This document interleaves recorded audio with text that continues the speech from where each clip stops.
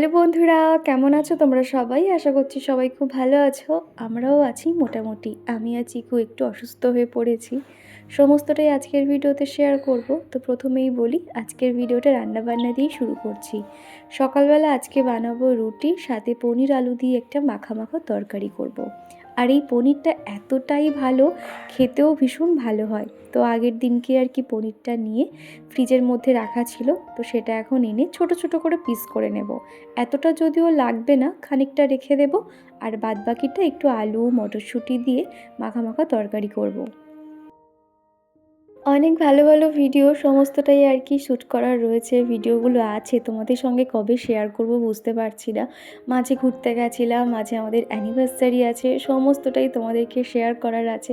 আশা করছি সেই ভিডিওগুলো তোমাদের একটু বেশি ভালো লাগবে। তবে ওই যে শরীরটা অসুস্থ হয়ে পড়েছে, আসলে আমরা ঘুরতে গেছিলাম, ফিরতে ফিরতে ওই 8টা 8:30 মতন বেজে গেছিলো, যার জন্য ওই যে ঠান্ডার মধ্যে ফিরেছি না, আমি আর চিকুর প্রচণ্ড অসুস্থ হয়ে পড়েছি। ঠান্ডা লেগে গেছে, গলা ব্যথা, সর্দি কাশি জ্বর লেগেই আছে।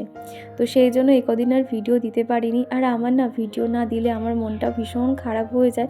এমনিতেও দেখবে, আমি দেখেছি সংসারে যতই কাজ থাকুক না কেন, আমি ওই কাজের মধ্যেই ভালো থাকি। যখন কোনো রকম কাজ থাকে না, ওই বলে না মানে ফাঁকা মাথায় তখন মানে আবোল তাবোল চিন্তা ভাবনা হয়, মাথার মধ্যে হাজার একটা চিন্তা ঘুরতে থাকে। সেটা যেন আমার একদমই ভালো লাগে না। তবে ওই যে কাজের মধ্যে থাকলে কোন কাজটা কখন করব না করব সেই নিয়ে চিন্তা হতে থাকে, তখন কিন্তু অতটাও ভাবনা চিন্তা করার টাইমই পাই না। তো যাই হোক, এদিকে দেখো আমি প্রথমে ছোট ছোট আলুগুলো কেটে নিয়েছি।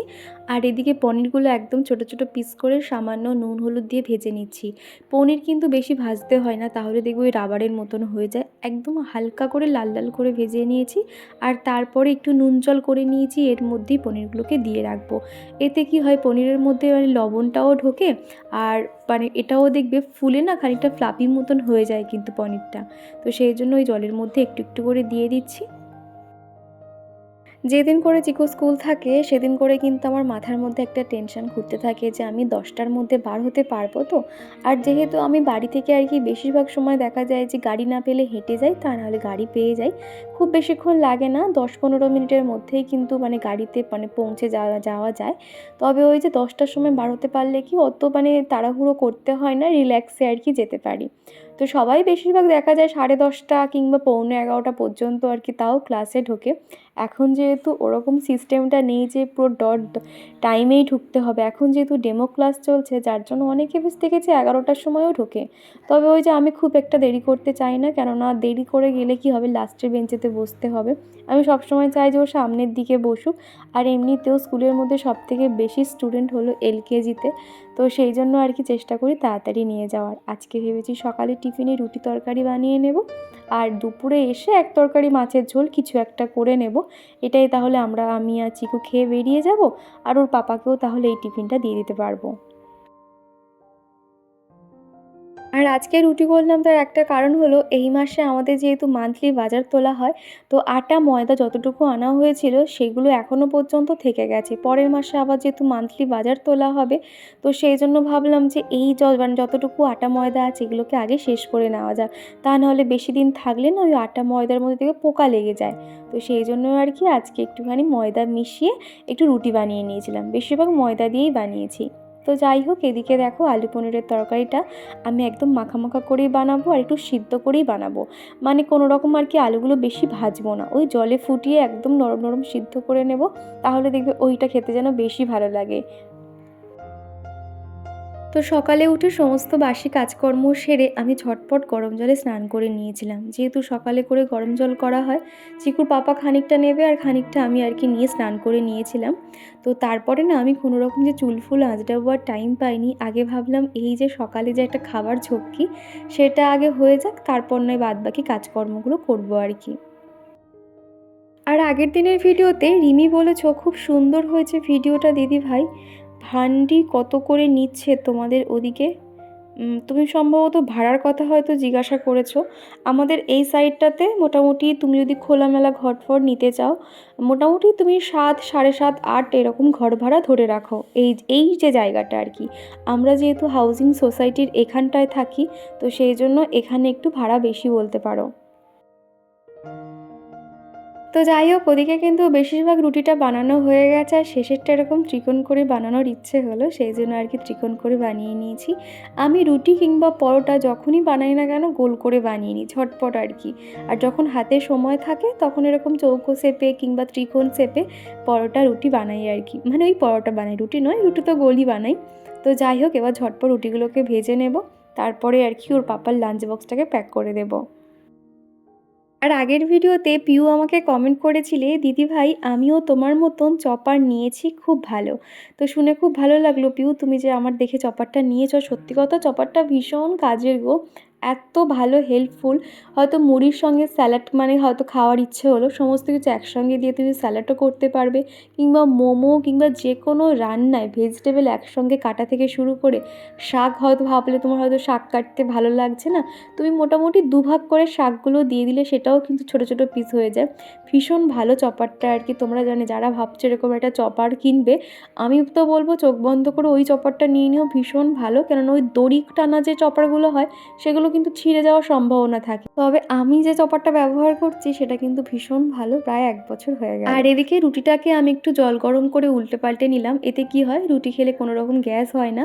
তোমরা বেশ অনেকেই একদিন আমাকে জিজ্ঞাসা করছিলে, কোনো একজন আর কি, যে দীপা এরকম রুটিগুলো তুমি শেষে জল দিয়ে নিলে এতে কি হয়? এইভাবে নিলে কি হয়, কোনো রকম গ্যাস হয় না, আর রুটিটাও কিন্তু অনেকক্ষণ পর্যন্ত নরম থাকে। যেহেতু আমি ময়দা দিয়েই করেছিলাম কালারে। তো দেখো, এই গাছটা কিন্তু খুব একটা যত্ন করা হতো না। আর এই যে দেখতে পাচ্ছ গায়ে পুরো কাটা দেওয়া গাছ আর কি, গাছটার নামটা ঠিক কি জানি না, তবে ফুলটা এত সুন্দর লাগছে, দেখো ছোট্ট একটা ফুল, দুটো হয়েছে আর কি। তো এই গাছটা এখন এই সাইডটাতে রেখেছি, কেননা জানি না এই গাছটা রোদে রাখতে হয় নাকি এটা কিভাবে কি যত্ন করতে হয়, তাও আমি আমার মতন করে ওই সাইডে রেখেছি। সকালের দিকে অতটা রোদ আসে না, তবে বেলার দিক থেকে পুরো টানা রোদ পায় গাছগুলো আর কি। আর এইদিকে এই যে দেখো, গাছে আজকে 3টে ফুল ফুটেছে। আর এই গাছটা তো দেখেছই, এদিকে আর কি আস্তে আস্তে বেড়ে উঠছে। আর এই মানি প্ল্যান্টের ডোকটা দেখো কতটা বড় হয়েছে। ওটাকে না বাইরের দিকে রেখেছি, এই যে জানালাটা বন্ধ করতে গেলে না বারবার এটার গায়ে ধাক্কা লাগে, কোথায় ভেঙে টেঙে যাবে, তো সেই জন্য ডোকটাকে আমি বাইরের দিকে বার করে দিয়েছি। ওই যে দেখো কি সুন্দর ছোট্ট পাতা বেরিয়েছে। তো চলো এটা থাক, গাছগুলোতে একটু বরঞ্চ জল দিয়ে দিই। আর সুলতা দাস আমাকে বলেছো, দিদি আমি মঙ্গলবার থেকে চ্যানেল খুলেছি, প্লিজ একটু আমার পরিবারে ঘুরে আসবে, প্লিজ কেমন হয়েছে জানাবে। প্রথমেই বলি, তোমার কমেন্ট পেয়ে আমি তোমার চ্যানেলে গিয়ে যখন দেখলাম, যেটা আমার প্রথমেই চোখে পড়লো, তুমি কোনো রকম সেখানে থাম্বনেল দাওনি, আর ভিডিওটা তুমি ফোনটা লম্বা করে শ্যুট করেছো। ভিডিও কিন্তু সবসময় আড়েভাবে ফোনটাকে রেখে তুমি ভিডিও শ্যুট করবে, তাহলে কিন্তু মানে সেটা স্ক্রিনটা বড় হবে। আর তোমার ভিডিওটা ছোট স্ক্রিনে হচ্ছে, মানে তুমি ফোনটা লম্বাভাবে ধরে ব্লগ শ্যুট করেছো। ব্লগ শ্যুট করার সময় ফোনটাকে আড়েভাবে রেখে তুমি ভিডিও শ্যুট করবে, এই দুটো একটু মাথায় রেখো। এছাড়া তোমার ভিডিওটা কিন্তু ভালোই হয়েছিল। ব্রেকফাস্ট চিকু, আসো আসো আসো, স্কুলে যাবে তো মা? পাপা নিয়ে যায়নি? পাপা তো অফিসে গেছে, মা ঝটপট খেয়ে নাও, বসো বসো বসো। তো ওদিকে সকালে আমার টিফিন করা হয়ে গেছে, রুটি তরকারি, আর চিকুর পাপাকেও দিয়ে দিয়েছি। আর এদিকে চিকুর জন্য একটু আলু সিদ্ধ ভাত করেছিলাম।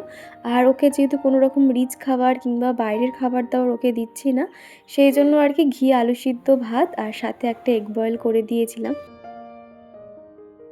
সকালে স্নানের পরে ওই যে একটুখানি চুল ফুল আঁচড়াবো কিংবা ক্রিম মাখবো, তার একটুও সময় পাইনি। আর এখন চলে এসেছি একটুখানি রেডি হয়ে নেব, পুরো রেডি হয়ে থাকবো, 10টা বাজলেই আর কি বেরিয়ে পড়বো।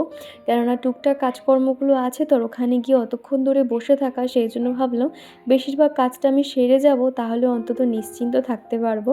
তো সেই জন্যই আর কি এদিকে টুকটাক কাজকর্মগুলো সারবো, তার আগে ভাবলাম চুলটাকে আঁচড়িয়ে নিই।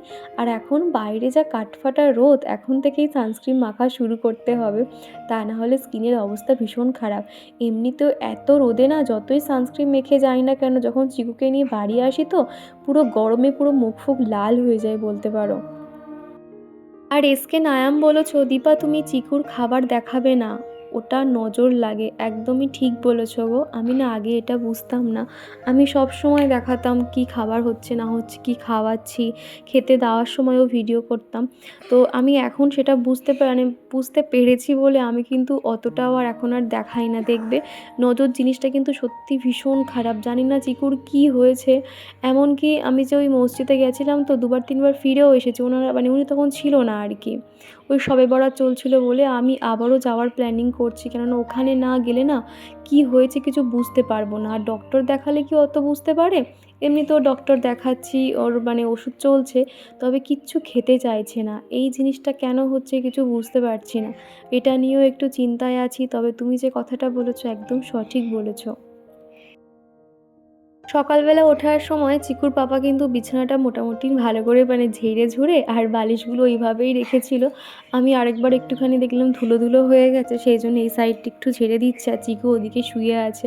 ওর হাতে একটু ফোনটা দিয়েছি, যেহেতু শরীরটা খুব একটা ভালো নেই তো ঠান্ডা লেগেছে আর এদিক ওদিক ঘুরে বেড়াচ্ছে ঠান্ডা মেঝেতে, সেই জন্য ওকে বললাম বিছানাতে যাতে আপাতত শুয়ে থাকে। তো একটু ঘর বারান্দাগুলো ঝাঁট দিয়ে নেব। আর এই যে টেবিল মতন দেখতে পাচ্ছ, এখানটাতে যে জিনিসপত্রগুলো খুব একটা লাগে না, ওই একটা মোটা কার্পেট, বালিশ, এগুলো এখানটাতে রেখে দিই। এই যেহেতু গরম পড়ছে এবার এই জিনিসগুলো লাগবে। যখন অতিরিক্ত গরম পড়ে বিছানাতে দুপুরবেলা শুতে পারি না, তখন কি করি এই যে মোটা কার্পেট বলো বা বালাপোষ, এটাকে নিচে পেতে আর এই বালিশগুলোকে ব্যবহার করি। তো সেই জন্য ভাবলাম এই জায়গাটা একটু গুছিয়ে নিই। আর এই টুলটা যেহেতু একটু ভেঙে মতন গেছে, তো বেশি ওয়েট রাখলে কি হয় বালিশগুলো না পড়ে যায় বলতে পারো। তো সেই জন্য ঠিকঠাক করে আর কি গুছিয়ে রাখতে হয়। আর এই যে কার্পেটটা দেখতে পাচ্ছ, এটা সকালবেলা করে যখন আমি এক্সারসাইজ করি তখন এই কার্পেটটা পেতে এর উপরেই করি। তো সেই জন্য কার্পেটটা সবার উপরে রাখলাম। আর এদিকে দেখতে পাচ্ছ একটা এরকম ঢাকা সিস্টেম আছে, ওই যে ঢাকা মতন আর কি, তো সেটা দিয়ে ঢেকে রাখলাম। আর এদিকে এখন শোকেসগুলো হালকা করে মুছে নেব। প্রত্যেক দিন না আমি সবসময় চেষ্টা করি রুটিন মাফিক কাজ করার। আগের দিন রাত্রিবেলা শুয়ে শুয়ে ভেবে নিই যে সকালে উঠে কোন কোন কাজগুলো করতে হবে। এর আগের ভিডিওতে দেখেছিলে আমি আমার বেডরুমটাকে ডাস্টিং ক্লিনিং করছিলাম।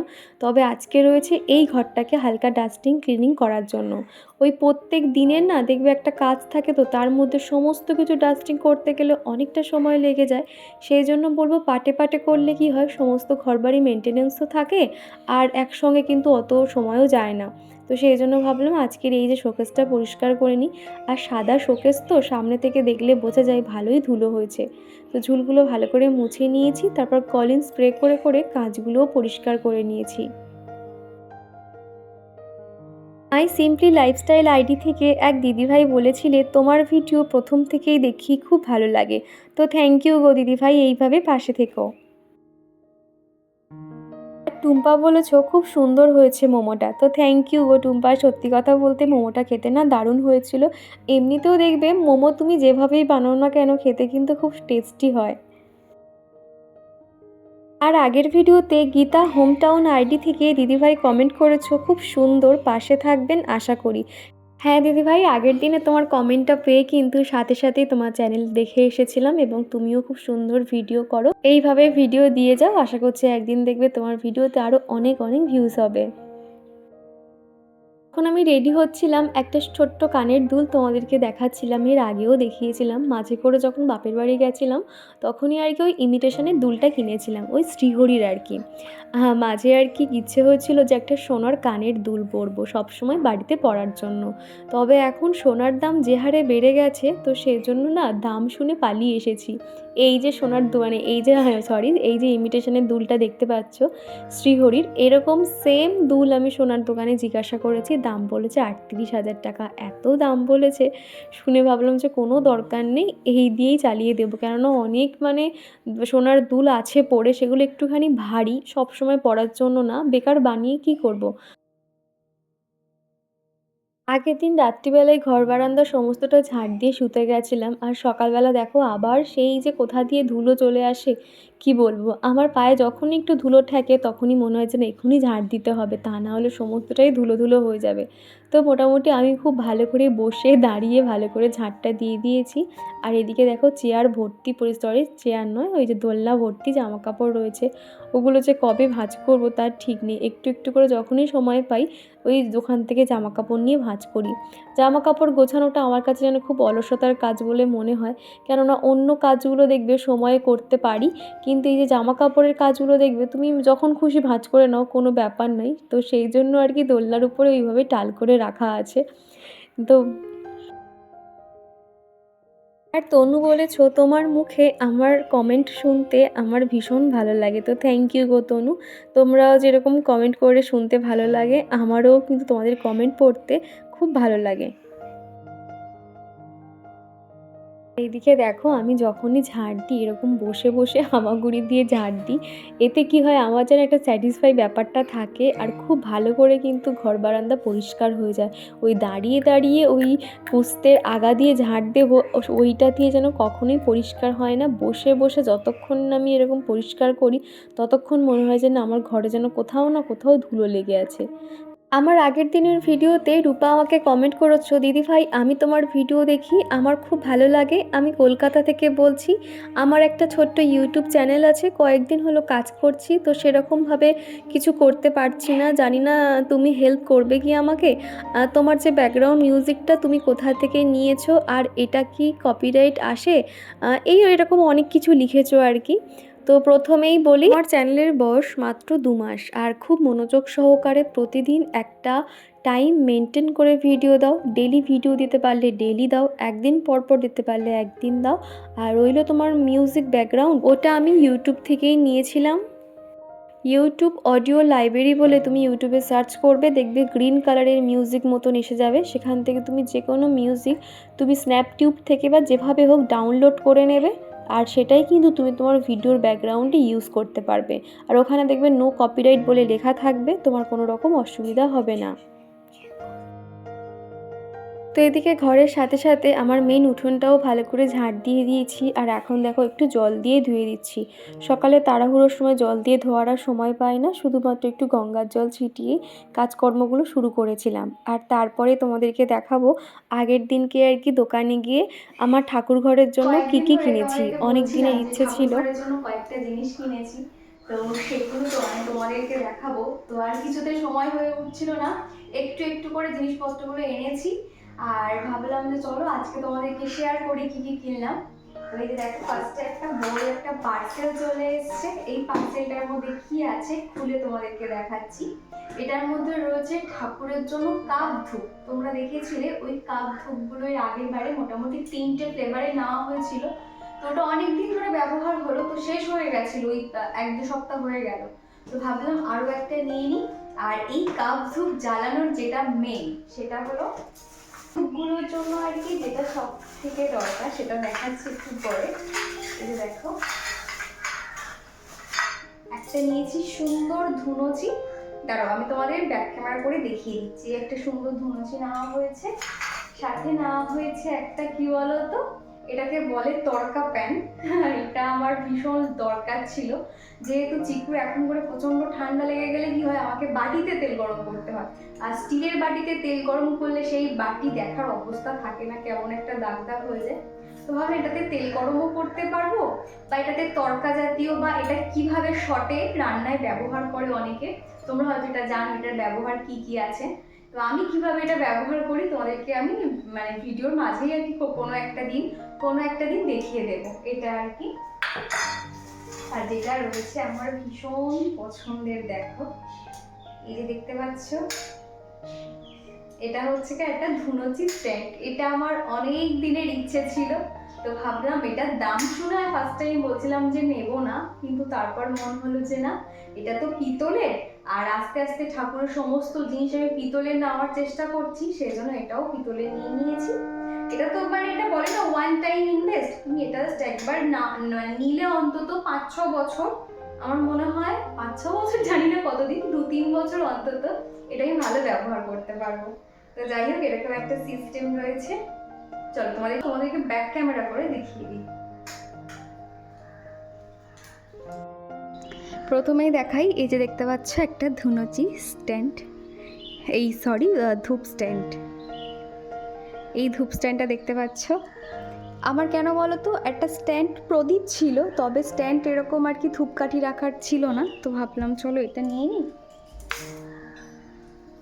তো এবার না বেশ দেখো, এবারে এই দুটো সুন্দর ম্যাচিং হবে, তা না হলে আমি আগে ধূপকাঠির জন্য না এবার ম্যাচ হবে, তা না হলে এটা ছিল পিতলের আর ওটা স্টিলের ব্যবহার করতাম। তো এটা মোটামুটি লাইট ওয়েট, এটার দাম সম্ভবত এটা 80 টাকা মনে হয় নিয়েছে। হ্যাঁ, এটা 80 টাকা মতো নিয়েছে।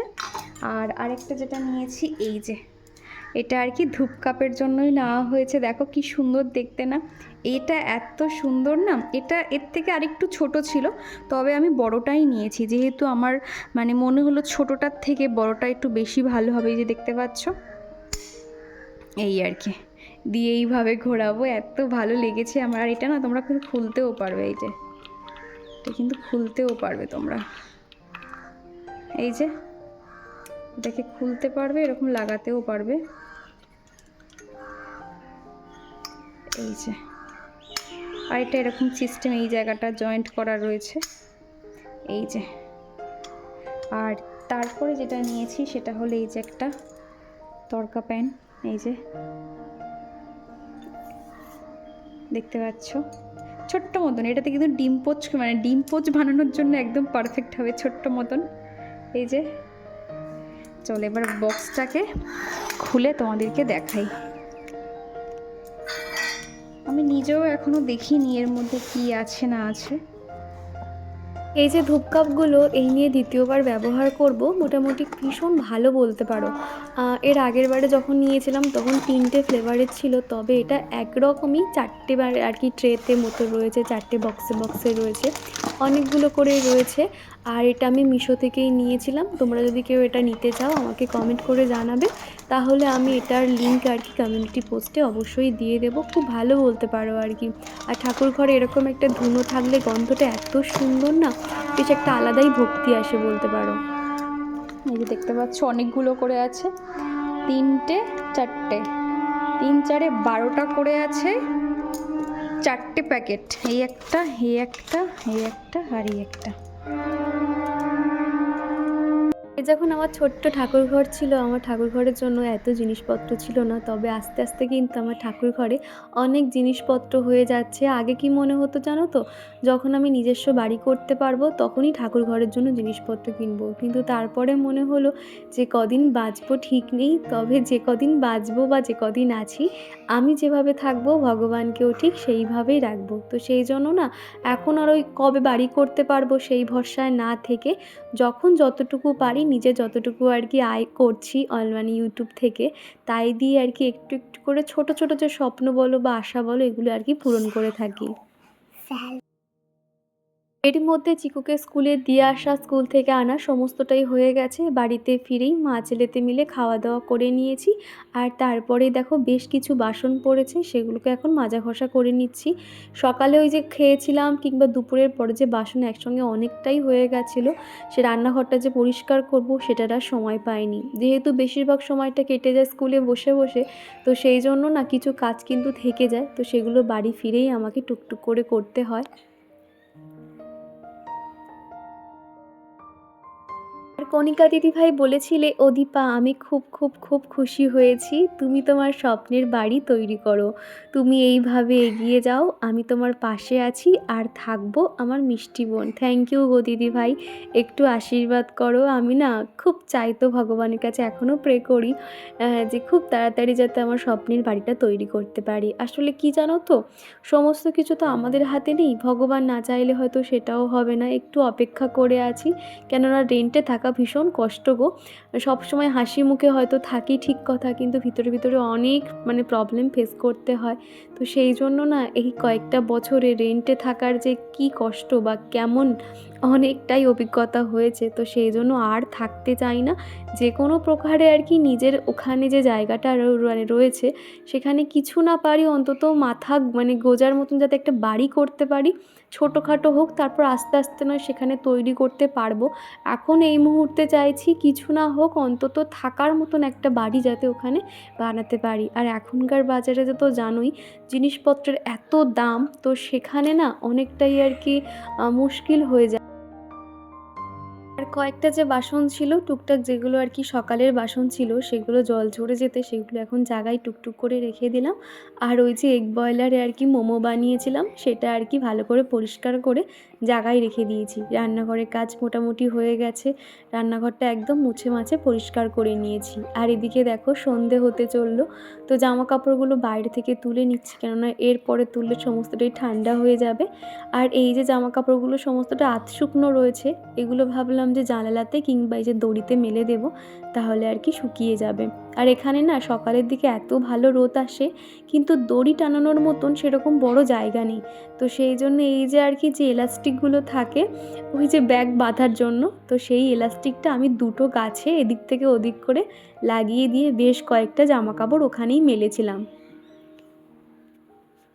সকাল থেকে উঠতে পারলে সংসারের কাজকর্মগুলো কিন্তু গুছিয়ে করা যায়। ওই যে সকাল ৬টা থেকে সকাল ১০টা পর্যন্ত যে তাড়াহুড়ো থাকে, কি বলবো, সেই টাইমটুকুটা না একটুখানি ম্যানেজ হয়ে যায় কখন জানো তো? যখন তাড়াতাড়ি ঘুম থেকে উঠতে পারি, পুরো একদম 80% কাজ করে নিই, তারপরে দুপুরের পর থেকে টুকটাক কাজকর্মগুলো থাকে। এই যেমন ধরো ঘরে জানালাগুলো বন্ধ করা, কিংবা ঘর ঝাড় দেওয়ার থাকলে ঘর-ফর ঝাড়ু দেওয়া, এই সমস্ত করা। চিকুকে ঘুম পাড়ানো, সন্ধে দেওয়া, রাতের খাবার বানানো, এই সমস্ত টুকটাক করে চলতে থাকে। তবে বেশিরভাগ চাপ থাকে সকালবেলা। তো এইভাবেই আর কি সারাদিন একটু একটু করে কাজকর্মগুলো করতে থাকি।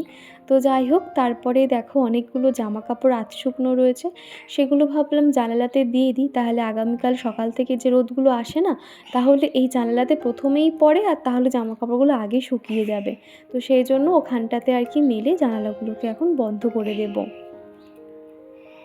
আর এদিকে দুপুরবেলা চিকুকে এনে ওকে ঘুম পাড়িয়ে দিয়েছিলাম, সে এখন ঘুমিয়ে পড়েছে। আর এই ফাঁকে আমি টুকটুক করে কাজকর্মগুলো করে নিচ্ছি, যেমন ধরো সন্ধেটাও দিয়ে নিলাম।